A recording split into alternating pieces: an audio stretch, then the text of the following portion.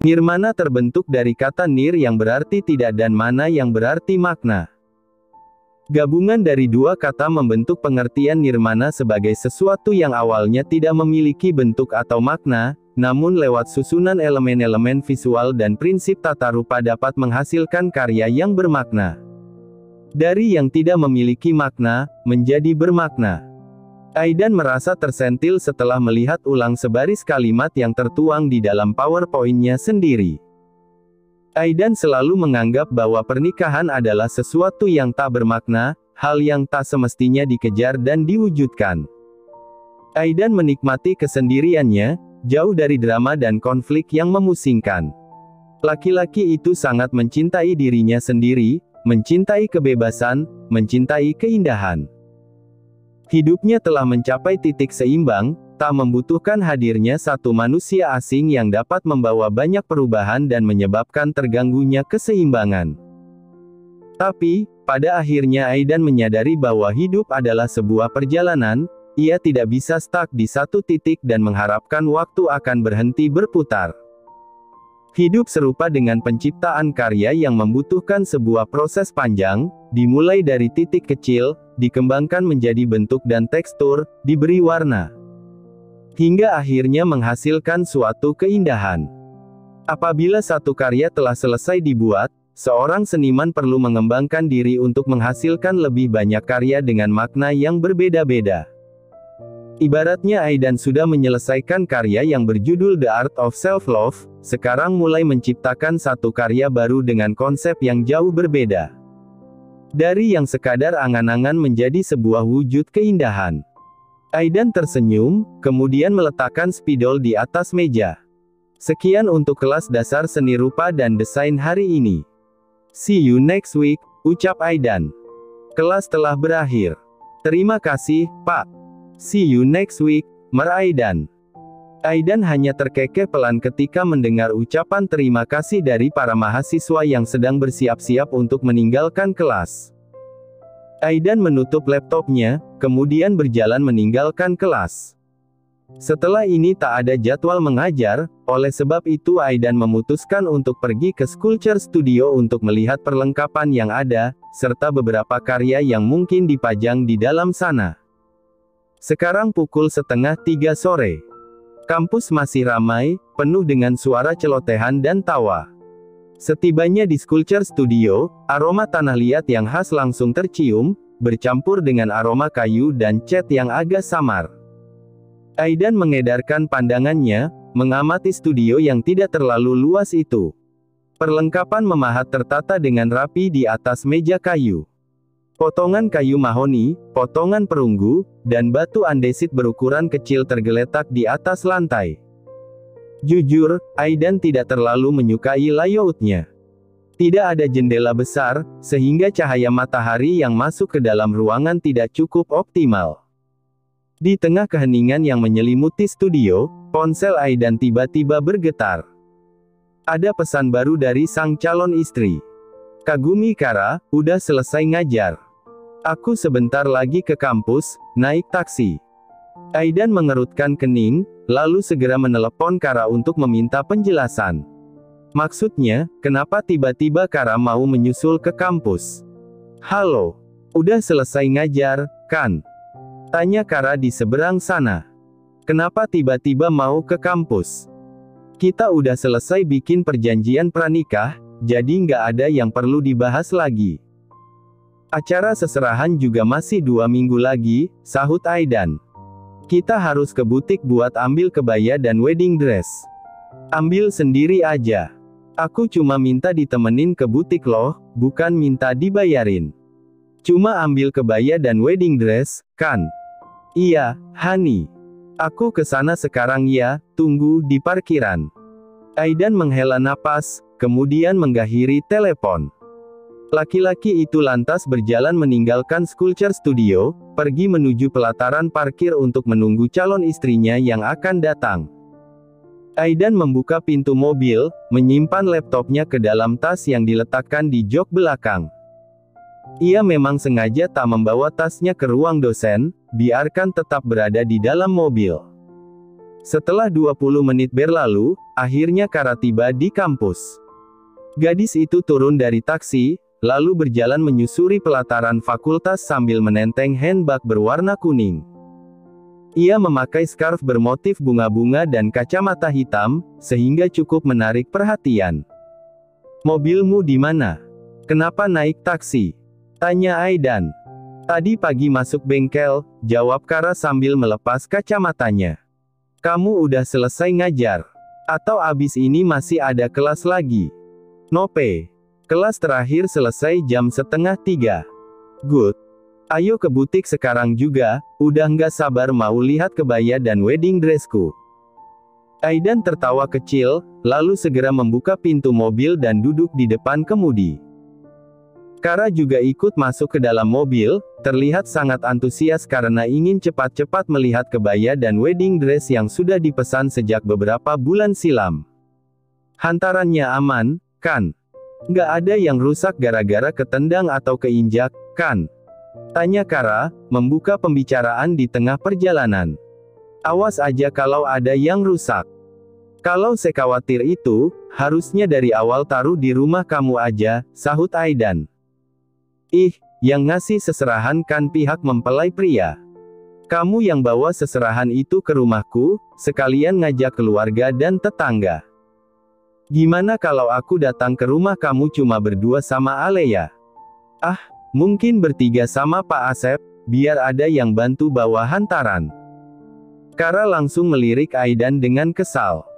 "Ini acara penting, awas aja kalau kamu ngelakuin hal di luar nalar," ucap Kara dengan nada mengancam.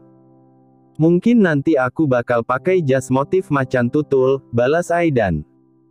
"Nggak sekalian pakai kostum badut?" "Boleh." Kara mencubit lengan Aidan. Laki-laki itu hanya tertawa. "Belok kanan," ucap Kara beberapa saat kemudian, memberi petunjuk agar berada di jalan yang benar. Aidan menyalakan lampu sein, membelokkan mobilnya ketika melewati perempatan. "By the way, kita belum diskusi soal honeymoon," kata Kara. "Damn. Kenapa harus ada honeymoon segala? Aku nggak bisa ambil cuti terlalu lama, statusku masih dosen baru," jawab Aidan. "Harus, dong. Minimal honeymoon ke Bali, biar vibes pengantin barunya beneran kerasa. Cari-cari kesempatan buat melakukan adegan dewasa, ya. Soalnya kalau di rumah kan ada Alea." "Excuse me. Kenapa tiba-tiba bahas adegan dewasa?" "Adegan dewasa yang dimaksud adalah diskusi soal keuangan." Kara mengumpat dalam hati, merasa terjebak dengan ucapan Aidan. Sial.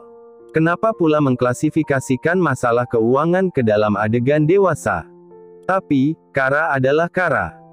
Karena sudah terlanjur masuk ke pembahasan tentang adegan dewasa, Kara memutuskan untuk blak-blakan bertanya perihal aktivitas seksual. "Kita nantinya bakal having sex kayak pasangan lain di luar sana, kan?" tanya Kara. Aidan tercengang dengan pertanyaan yang baru saja didengar. "Well, hal-hal semacam ini juga harus dibahas sebelum nikah," sambung Kara. Membicarakan perihal seks dengan Kara adalah hal yang cukup ambigu.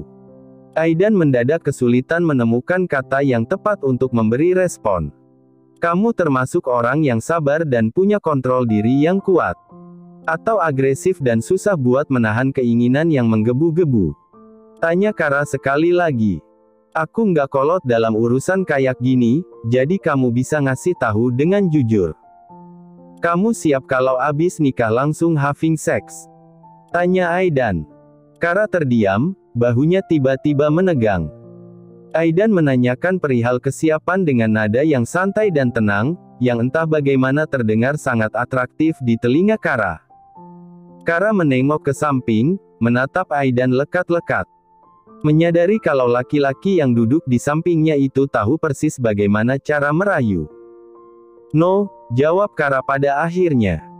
"Aku menghargai proses, nggak mau terlalu memaksakan diri biar terkesan punya kehidupan pernikahan yang normal." Aidan tersenyum, "Oke, nanti bisa langsung bilang seandainya udah siap.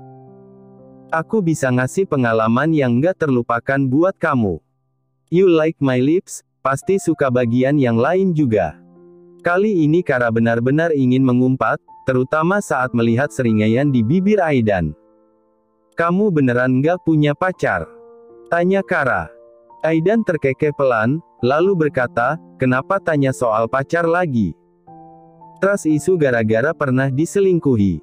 "No. Cuma heran aja, soalnya kamu terkesan ahli banget dalam urusan flirting. Kamu duluan yang bahas soal seks." "Yah, tentu saja. Harusnya sejak awal Kara tidak membawa topik itu ke dalam pembicaraan. Itu butiknya, di samping toko pakaian dalam," ucap Kara. Aidan memperlambat laju mobilnya, lalu memarkirkannya di depan butik yang cukup terkenal itu. Setelah mobil benar-benar terhenti, Aidan dan Kara sama-sama melangkah keluar. Keduanya berjalan bersisian memasuki butik lewat pintu kaca. Seorang pramuniaga menyambut kedatangan mereka, tampaknya sudah mengenal Kara dengan baik. "Selamat datang, Miss Kara. Mau ambil kebaya dan wedding dress, kan?" tanya pramuniaga dengan name tag bertuliskan Siska Aulia itu. "Iya, sis," kata Bu Madeline, "kebaya dan wedding dressnya udah bisa diambil," jawab Kara. "Ada di lantai 2, Miss.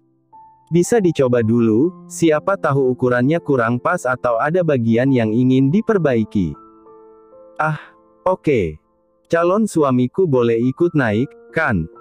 Siska menganggukkan kepala, lalu melangkahkan kakinya menuju tangga. "Aku nunggu di depan aja, sambil ngerokok," kata Aidan. Kara langsung menarik lengan Aidan, kemudian berkata, "No. Ikut ke lantai 2, kasih komentar buat kebaya dan wedding dress yang kupakai." "Kebaya dan wedding dressnya udah selesai dibuat, Kara. Komentarku nggak akan ada artinya. Kamu pernah lihat adegan film atau drama di mana calon mempelai pria lihat calon istrinya nyoba wedding dress? Nah, aku pengen bikin adegan kayak gitu. Nanti kamu buka kamera waktu aku keluar dari ruang ganti, ambil foto sebanyak-banyaknya." Kara memang sangat berbakat dalam membuat Aidan jengkel. Sialnya, Aidan tak bisa menghindar karena tangannya ditarik begitu saja. "Ini wedding dressnya, Miss," ucap Siska sambil menunjukkan sebuah wedding dress berwarna putih yang tergantung di dalam lemari kaca. Sebuah sit dress dengan potongan leher yang rendah, bentuknya mengikuti lekuk tubuh. Kara tersenyum, lalu segera pergi menuju ruang ganti untuk mencoba wedding dressnya. Sementara itu, Aidan memutuskan untuk duduk di atas sofa sambil memegang ponselnya. Meskipun rasanya ingin menggerutu, tapi pada akhirnya Aidan tetap mau menuruti permintaan Kara. Selang 5 menit, Kara keluar dari ruang ganti sambil mengangkat ujung dressnya. Aidan membuka kamera, mulai memotret. "Gimana, Hani? Cantik, kan?" tanya Kara sambil memutar tubuhnya, lalu berpose layaknya seorang model yang sedang melakukan pemotretan. "Iya, dressnya cantik," jawab Aidan, masih fokus dengan ponselnya. "Kalau kagumi Kara sih biasa aja. Nothing special." Kara bersungut kesal, rasanya ingin sekali melemparkan heelsnya ke arah Aidan. Aidan hanya tertawa ketika melihat wajah kesal Kara. Seperti mendapat hiburan gratis. Apabila diibaratkan dengan sebuah karya, hubungan Aidan dan Kara masih berupa titik kecil.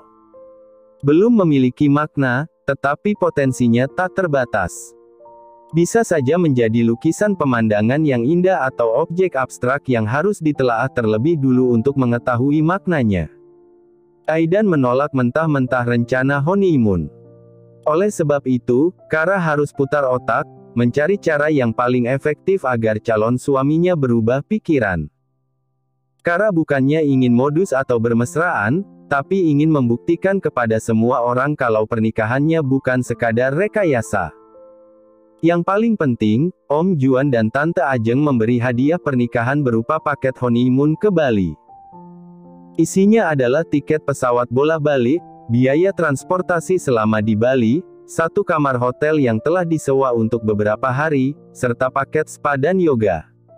Sayang sekali kan kalau tidak dimanfaatkan. Pesta pernikahan tinggal seminggu lagi, persiapan sudah hampir 100%. Kara sudah memulai masa cutinya, sehingga memiliki banyak waktu luang. Dan, waktu luang itu dimanfaatkan untuk menyusun rencana untuk membujuk Aidan agar mau berangkat ke Bali untuk honeymoon. Kara duduk di depan kitchen island, menghadap laptop. Jemarinya sibuk bergerak di atas keyboard, sejak setengah jam yang lalu berusaha menyusun PowerPoint yang menarik. "Ini kopinya, Non," ucap Biana sambil meletakkan cangkir berisi kopi di atas island. "Thank you, Bi," balas Kara, tatapannya masih tertuju pada layar laptop. Biana tersenyum, lalu kembali berdiri menghadap kompor, mengaduk sup di dalam panci. Kara mengangkat cangkir, menyesap kopinya untuk mengusir seluruh rasa kantuknya. Membuat PowerPoint adalah hal yang mudah, tapi di sisi lain juga cukup membosankan. Oleh sebab itu, Kara membutuhkan kopi tiap kali sedang menyusun materi presentasi. "Supnya sudah matang, Non," ucap Biana sambil mematikan kompor. Kara membenarkan posisi kacamatanya, kemudian berkata, "Iya, Bi. Tolong dipindahin ke kotak bekal. Ini calon suaminya Non." Kara percaya hal-hal mistis, ya. Apa maksudnya? Ayam cemani kan biasanya dipakai buat ritual, Non. Ada hubungannya sama hal-hal mistis. Yang benar, Bi. Beneran, Non. Katanya sih bisa dipakai buat guna-guna. Kara mengerjapkan mata, tiba-tiba merinding setelah mendengar ucapan Biana. Tapi, bukankah Aidan tinggal di luar negeri selama bertahun-tahun? Rasanya tidak masuk akal kalau laki-laki itu percaya dengan hal-hal mistis dan ilmu hitam. "Nggak mungkin, Bi. Aidan udah lama tinggal di luar negeri," ucap Kara. "Non, Kara mah terlalu polos. Di luar negeri juga ada sekte yang serem, buktinya di film-film horor banyak yang melakukan ritual pengusiran setan," sahut Biana. Kara melepas kacamatanya. "Rumahnya Aidan emang agak serem, Bi. Vibesnya kayak rumah yang biasa muncul di film horor," ucap Kara. Kan. Coba cek di halaman belakangnya, siapa tahu ada sesaji," sahut Biana. "Aidan minta kita pindah ke sana, Bi." "Hah? Bibi juga ikut pindah, Non?" "Ikut, dong. Siapa yang mau masak kalau Biana nggak ikut pindah? Aku nggak bisa hidup tanpa Bibi. Bibi penakut, Non. Nggak mau kalau harus pindah ke rumah yang angker, lebih baik Bibi ke rumahnya bapak dan ibu saja." Kara terdiam, tiba-tiba satu ide cemerlang muncul di dalam kepalanya. Gadis itu tersenyum lebar, lalu buru-buru menyimpan PowerPoint yang telah dibuat. "Ayamnya taruh kotak bekal, terus kuahnya ditaruh di termos sup ya, Bi. Aku ke kamar dulu buat ganti baju," ucap Kara, lalu melesat menuju kamar. Kara sudah mandi, sehingga hanya perlu berganti pakaian. Ia mengambil crop top berwarna putih, denim jaket, dan denim mini skirt yang senada. Setelah itu, Kara menjepit rambutnya dan memakai makeup tipis agar terlihat lebih fresh. Tepat pukul 8:30, Kara meninggalkan kamarnya sambil membawa proyektor. "Ini tas bekalnya, Non," ucap Biana, menunjukkan tas bekal berwarna merah muda yang sudah siap untuk dibawa. "Makasih banyak, Bi," sahut Kara, lalu segera mengangkat tas bekal dan laptopnya yang masih tergeletak di atas kitchen island. Kara lantas berjalan meninggalkan rumah, pergi menuju carport untuk mengambil mobilnya. Tas bekal, tas laptop, dan proyektor ditata dengan rapi agar tidak terjatuh selama perjalanan. Setelah itu, barulah Kara duduk di depan kemudi. Dalam hitungan detik, mobil yang dikemudikan oleh Kara melaju meninggalkan carport, masuk ke jalanan yang masih senggang. Jarak antara rumahnya dengan rumah Aidan cukup dekat, sehingga tak perlu menempuh perjalanan panjang. 10 menit kemudian, Kara telah tiba di tempat tujuan. Menghentikan mobilnya tepat di depan rumah. Kara turun dari mobil sambil membawa tas bekal, tas laptop, dan proyektor. Berjalan melewati pagar yang tidak digembok, hingga akhirnya mendarat di teras. Tangan Kara terangkat, membunyikan bel di samping pintu. Selang beberapa detik, Alea membukakan pintu. Mbak Kara, ucap Alea. Halo, Alea. Aidan di rumah, kan? Sahut Kara. Lagi workout, Mbak. Paling sebentar lagi pulang, sih. Ayo masuk dulu. Oke. Kara berjalan memasuki rumah, langsung menuju ruang tengah. Kondisi rumah sedikit berantakan, mungkin karena Pak Asep belum datang untuk bersih-bersih. Kara tak membuang-buang waktu, langsung menata laptop dan proyektor. Seperti mahasiswi yang hendak mempresentasikan tugasnya. Ini apa, Mbak? Tanya Alea penasaran. Aku mau presentasi tentang honeymoon, jawab Kara, lalu terkekeh pelan. Honeymoon? Iya. Aidan nggak mau honeymoon, tapi Om Juan sama Tante Ajeng ngasih hadiah berupa paket honeymoon ke Bali. Sayang banget kan kalau nggak dipakai. Mas Aidan sebenarnya suka jalan-jalan, Mbak. Sering solo traveling, cari pemandangan bagus sebagai objek foto. Tapi, emang nggak suka traveling sama orang lain, soalnya ribet harus menyesuaikan banyak hal. Oh iya, kamu nggak pernah ikut traveling? No. Aku seringnya stay di rumah atau jalan-jalan sama Mbak Maria. Kara duduk di atas sofa, kemudian menatap Alea lekat-lekat. Next time kita jalan-jalan berdua ke mall, belanja baju sama aksesoris. Nggak usah ngajak Aidan, ucap Kara beberapa saat kemudian. Alea tertawa kecil. Aku ada misi penting, Alea. Tolong bantu, ya, ucap Kara. Alea mengerjapkan mata. Misi apa, Mbak? Pertama, misi membujuk Aidan biar mau honeymoon ke Bali.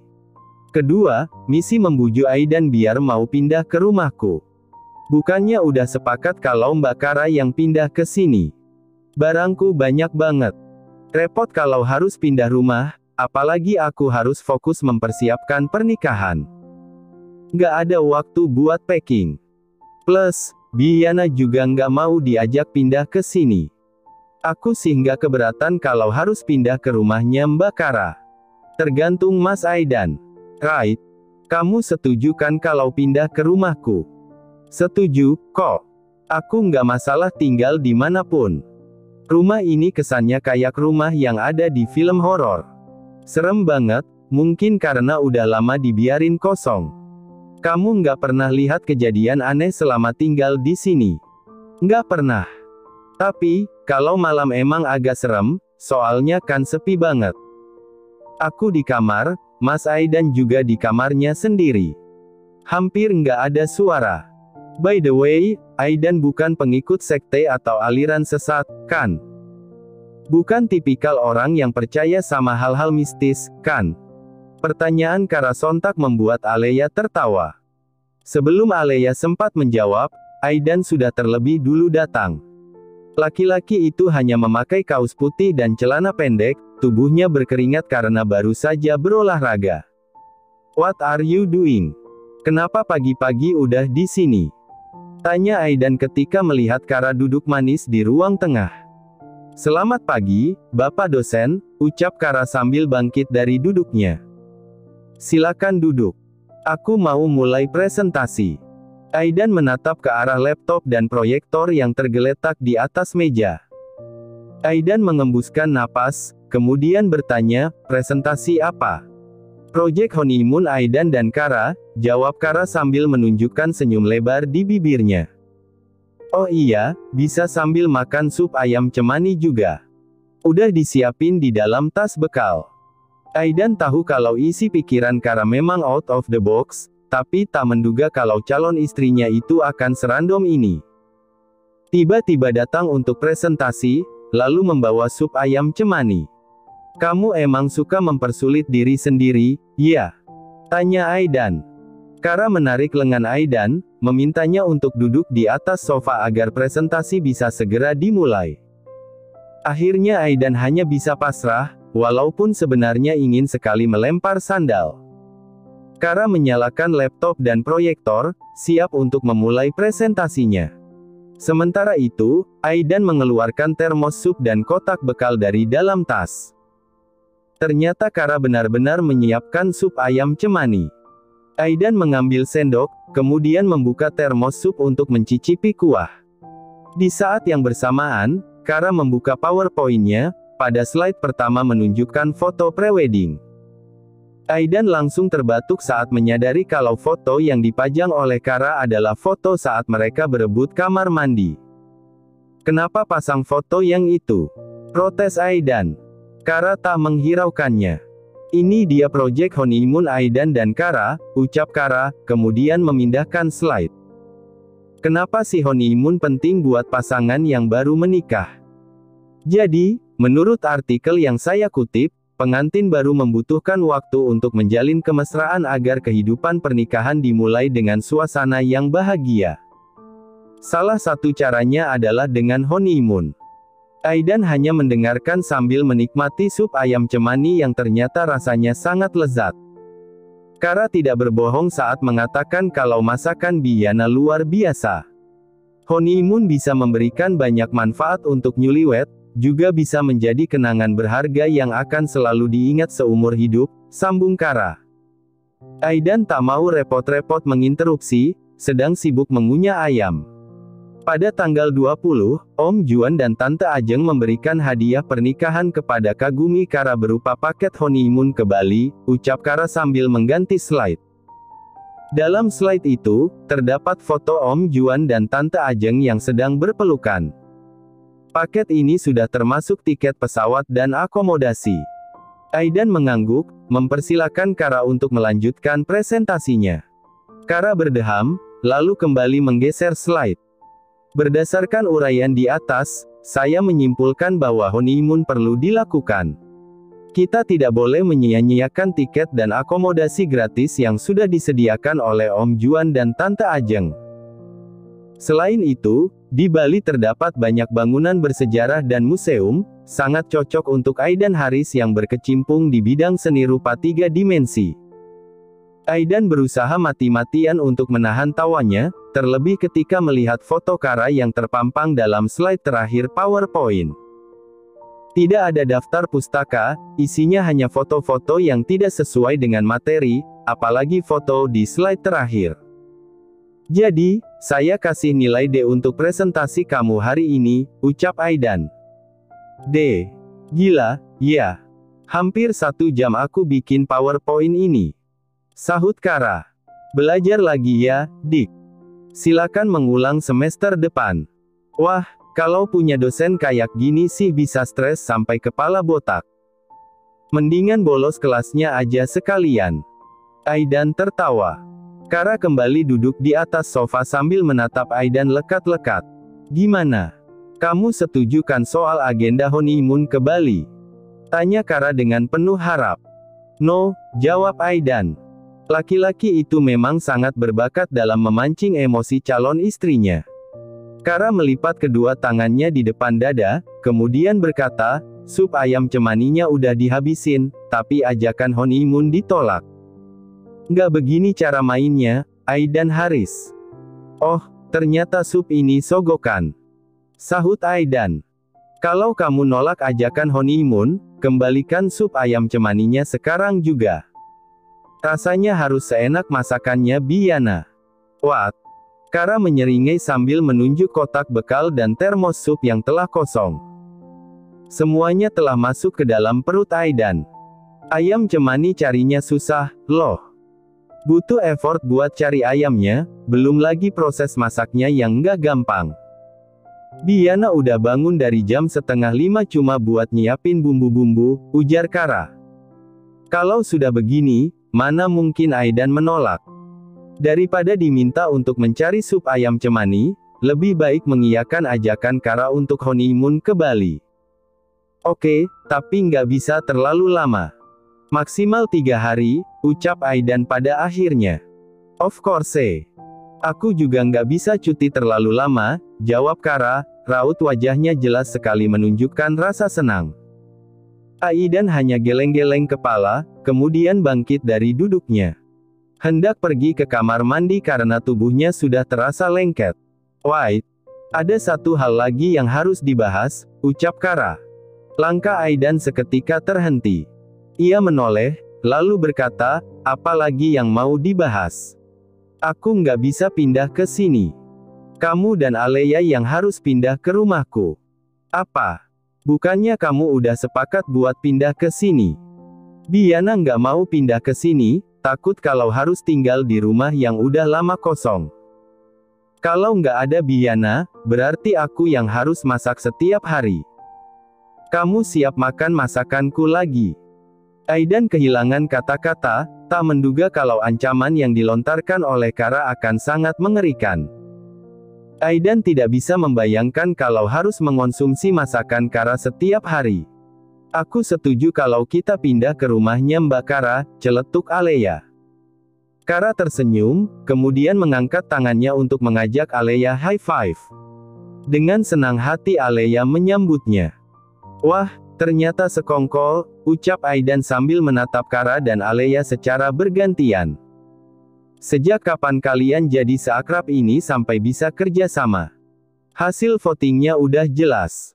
Kamu kalah suara, jadi harus pindah ke rumahku, balas Kara. Kalau sudah begini, Aidan tak bisa melakukan apa-apa.